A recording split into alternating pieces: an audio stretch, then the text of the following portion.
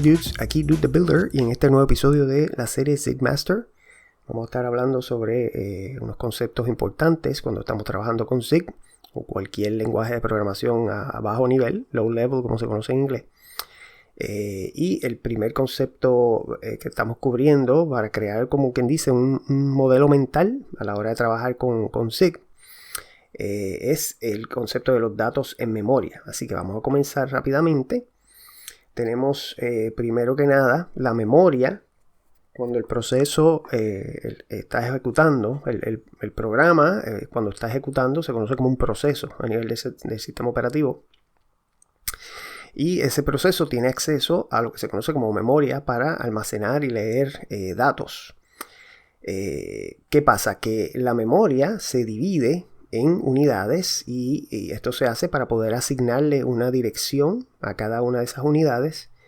Y la unidad más pequeña a la cual se le puede asignar una dirección en la mayoría de las arquitecturas modernas hoy día es el byte. Y esto equivale a 8 bits. Así que aunque el byte contiene esos 8 bits y esos 8 bits pueden representar algún tipo de dato o información importante, pues no los podemos acceder directamente a través de una dirección de memoria. Solamente a nivel del byte es la unidad más pequeña que podemos acceder con una dirección de memoria. Cuando nosotros declaramos una variable, como estamos viendo aquí, estamos declarando esta variable con el nombre v de tipo U8, que es un entero sin signo, unsigned, de ahí viene la U, de 8 bits, lo cual viene entonces siendo equivalente a un byte. Y le asignamos el valor inicial de 16. Entonces, aquí tenemos una representación, tenemos este rectángulo que estamos viendo aquí, en donde en esta parte superior negra, pues estoy ubicando lo que viene siendo el binding, como se conoce en inglés, o una atadura, una asociación, ¿verdad? Del identificador aquí, la V, y el tipo de dato U8.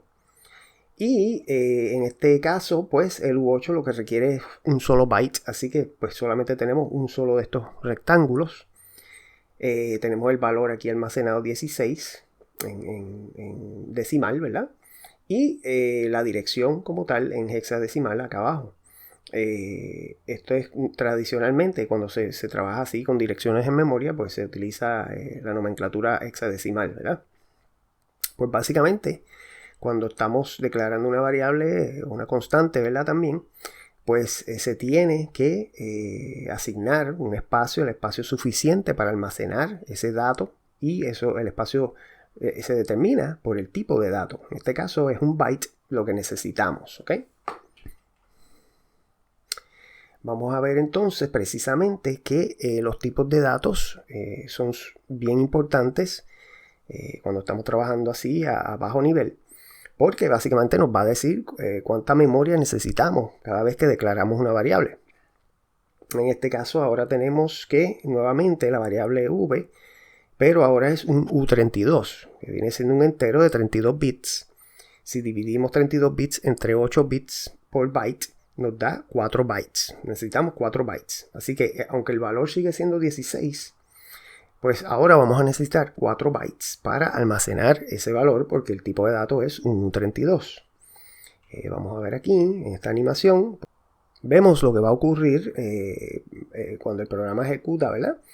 El compilador se va a encargar en transformar, ¿verdad? Esa línea de código en los pasos necesarios, las instrucciones necesarias para entonces seleccionar el número de bytes necesarios para almacenar el tipo de datos que estamos utilizando. En este caso, pues estamos hablando de un U32, así que necesitamos 4 bytes, que es lo que vemos aquí. Y entonces, atamos, ¿verdad? El identificador V, el tipo de datos U32, lo vamos a atar al primer byte de esta región de memoria de 4 bytes. Y escribimos el dato. En este caso vemos que el valor 16 está en el primer byte y luego tenemos ceros en los otros 3 bytes. Y esto es lo que se conoce como la representación Little Endian, como se conoce en inglés. en donde pues vamos a tener que la parte menos significativa, ¿verdad? Es la que va a tener, la que vamos a tener aquí en el primer byte. Si fuera una arquitectura que utiliza lo que se conoce como Big Endian, pues sería al revés. El 16 estaría acá al final en el último byte. Y entonces los primeros 3 bytes serían 0. Pero eso, pues, en muchos casos, pues, es un detalle a nivel del hardware que no tenemos que estar pendiente a él, excepto cuando estamos trabajando bien a bajo nivel, lo cual podemos hacer en SIG. Eso lo veremos en la serie más adelante. Así que pues esto es básicamente lo que va a ocurrir con esa línea de código cuando declaramos esa variable de tipo U32. Y la atadura se hace a nivel del primer byte solamente porque el tipo de dato nos va a decir cuántos bytes adicionales vamos a necesitar a la hora de escribir o leer, ¿verdad? Así que el U32 nos dice que tienen que ser 4 bytes, así que solamente necesitamos la primera dirección. Entonces vamos a ver que en SIG tenemos el concepto, la palabra clave está undefined, en donde podemos declarar una variable, como hicimos anteriormente, pero el valor ahora es undefined, lo cual quiere decir que no está definido.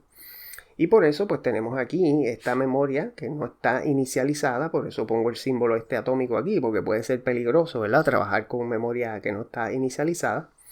Y una vez que esto se compila, pues básicamente se hace nuevamente la atadura esta del identificador, el binding, con el tipo de dato U32, que nos va a decir nuevamente a partir de esta dirección base del primer byte cuántos bytes adicionales vamos a necesitar, ¿verdad? Cuántos son en total. Pero no se escribe nada a la memoria en ese momento, ¿verdad? Por eso, pues, undefined deja la memoria sin inicializar, ¿ok?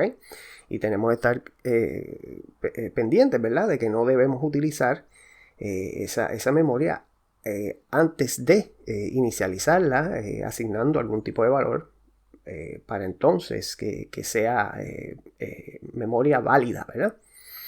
¿Qué pasa? Que cuando SIG estamos trabajando en el modo debug, que es el modo por defecto, ¿verdad? Mientras estamos desarrollando nuestro programa, SIG sí va a escribir este valor AA en hexadecimal en cada uno de los bytes que se asignan, ¿verdad? A la hora de adjudicar el espacio en memoria. Y esto pues nos ayuda cuando estamos precisamente haciendo debug del programa, utilizando algún debugger, como se conoce en inglés, como GDB o LLDB. Pues podemos ver si hay alguna variable que el valor es igual a este valor, ¿verdad? AA en hexadecimal o una serie de bytes que son AA. Pues ahí podemos rápidamente detectar de que estamos trabajando con una variable que no está inicializada, está undefined, ¿ok? Y esto es una ayuda que nos da SIG en el modo debug. Y entonces, pues en el último video hablamos de los arrays y aquí tenemos un ejemplo de cómo se ve un array en memoria. El binding nuevamente ocurre en el primer byte.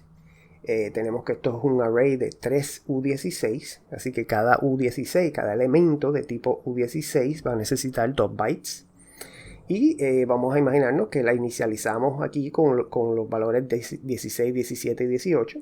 Así que tenemos aquí los 2 bytes de 16, 16 y 0, los 2 bytes 17, 17 y 0, y los 2 bytes del 18. Nuevamente en representación little endian, ¿verdad? Y las direcciones, como vemos aquí. ¿Qué pasa? Que nuevamente el tipo de datos, nada más tenemos que hacer esta asociación con el primer byte y la dirección base, porque el tipo de datos nos va a decir cuántos bytes en total necesitamos, ¿verdad? Si son 3 U16, pues 3 por 2 son 6 bytes en total. Y también a la hora de hacer la operación de buscar un elemento por índice, como estamos aquí, vemos acá abajo, el V0, V1, V2, pues simplemente esto es una sintaxis que tras bastidores está escondiendo el cálculo que se va a hacer. Y todo es a base de esta dirección base en memoria. Y el tipo de datos y cuántos elementos, ¿verdad? Pues básicamente si queremos, por ejemplo, el segundo elemento que tiene el índice 1, pues el tipo de datos nos dice que cada elemento usa 2 bytes. Así que multiplicamos 2 por 1 y nos dice que nos tenemos que mover 2. 1, 2 aquí. Y entonces en este espacio aquí, en este elemento, este byte viene siendo el primer byte de ese segundo elemento. ¿Okay? Si estamos en el primero, pues el índice es 0, 2 por 0 es 0, así que nos quedamos aquí en la dirección base. O sea que ese tipo de cálculo, que por ejemplo, antes en las versiones iniciales de C, por ejemplo, cuando no existía esta sintaxis, pues ese tipo de cálculo había que hacerlo uno directamente para poder acceder a los elementos de un array. Pero ahora, pues la mayoría de los lenguajes ofrecen esta sintaxis de los índices, ¿verdad? Y ese cálculo lo hacen automáticamente, dependiendo, ¿verdad?, de cuántos elementos y del tipo de datos de cada uno. ¿Okay? Así que con esto es lo que quería cubrir en este vídeo. Vamos a ver más vídeos de este tipo de conceptos sobre diferentes aspectos de la programación a bajo nivel y específicamente trabajando con SIG. Así que espero que les sea útil. Aquí Dude the Builder. Hasta la próxima.